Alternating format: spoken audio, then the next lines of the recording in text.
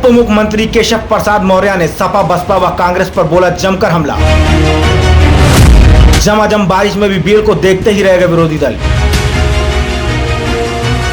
9 साल बेमिसाल कार्यों पर बोले डिप्टी सीएम, ये तो अभी झांकी है, पूरी पिक्चर अभी बाकी है।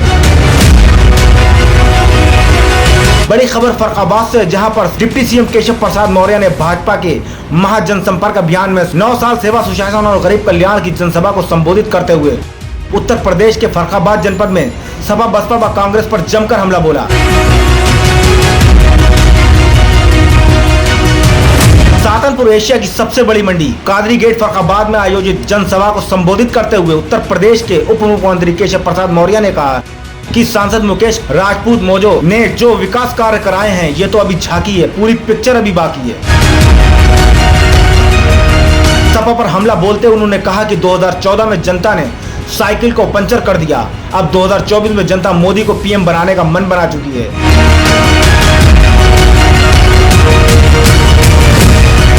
झमाझम बारिश के बाद भी जनसभा में उमड़ी भीड़ इस बात का प्रमाण है कि जनता क्या चाहती है। विरोधियों पर निशाना साधते हुए उप मुख्यमंत्री केशव प्रसाद मौर्य ने कहा कि सारे विरोधी दल मिलकर भी मोदी को पीएम बनाने से रोकना चाहते हैं और दूसरी तरफ पूरे देश में कमल खिल रहा है। पीएम मोदी ने गरीब के घर में बिजली, गैस और आवास दिए हैं और आम जनता को सम्मान दिया है। 2024 के चुनाव में सभी को लगना होगा।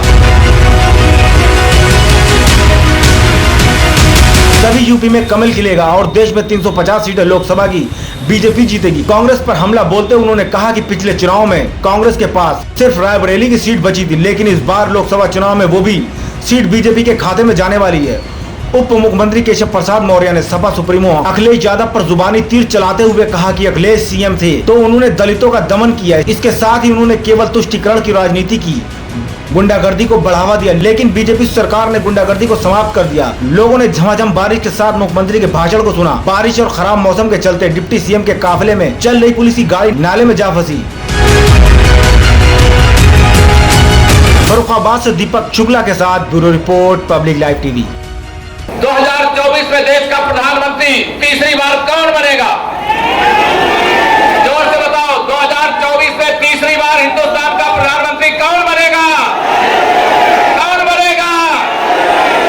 2024 में माननीय नरेंद्र मोदी जी को अगर फिर से प्रधानमंत्री बनाना है तो 2014 वाली अपनी ताकत को याद करो, 2019 के लोकसभा वाली अपनी ताकत को याद करो।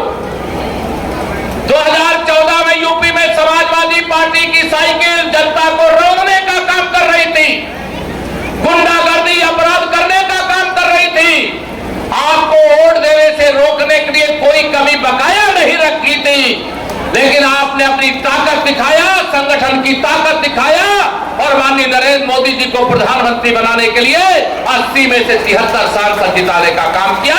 आप सबको बधाई देता हूं। अगर आपने सपाइयों से लड़ाई नहीं लड़ी होती तो हिंदुस्तान का नेतृत्व मेरे माननीय मोदी जी के हाथों में नहीं आया होता, लेकिन आपने विपरीत परिस्थिति में कमल खिलाया था। 2019 का लोकसभा चुनाव हुआ, उस समय तो प्रदेश में हमारी सरकार बन गई थी, देश में हमारी सरकार थी, लेकिन सपा बसपा कांग्रेस का गठबंधन हो गया।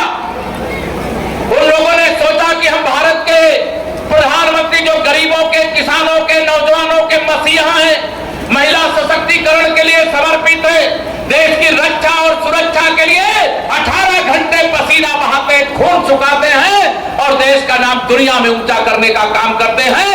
ऐसे माननीय नरेंद्र मोदी जी को आप सब लोगों ने सारे गठबंधन को चोट पहुंचा करके कमल के फूल को वोट दे करके 51% वोट मिला था यूपी के हिसाब से और हम 64 सांसद, अब 66 हो गए। अब अखिलेश यादव जी से आजमगढ़ की सीट भारतीय जनता पार्टी ने छीन लिया, वहां दिनेश लाल यादव निरहुआ भाजपा के सांसद बने हैं।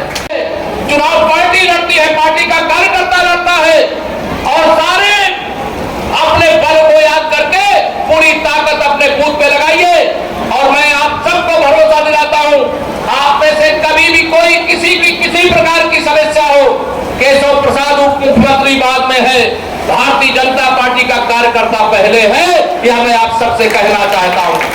और इससे भारतीय जनता पार्टी की देश में फिर से सरकार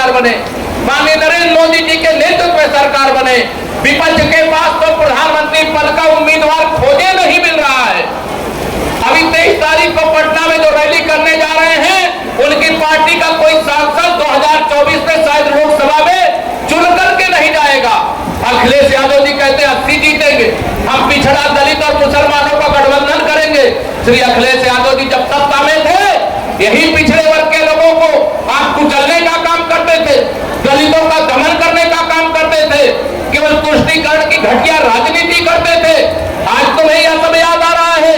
आप सबको सावधान करता हूं, भारतीय जनता पार्टी के एक कार्यकर्ता जनता के समर्थन से अब गुंडागर्दी की ताकत को यूपी में वापस नहीं आने देगा। आने दोगे क्या? और जो वोट बेच करके नोट इकट्ठा करती थी बहन मायावती जी की पार्टी का भी कोई आता है तो आप देखना, हो सकता है गठबंधन हो जाए, हो सकता है अलग अलग लड़े, लेकिन चाहे जैसे लड़े, लेकिन कमल ही खिलना चाहिए। तैयार हो?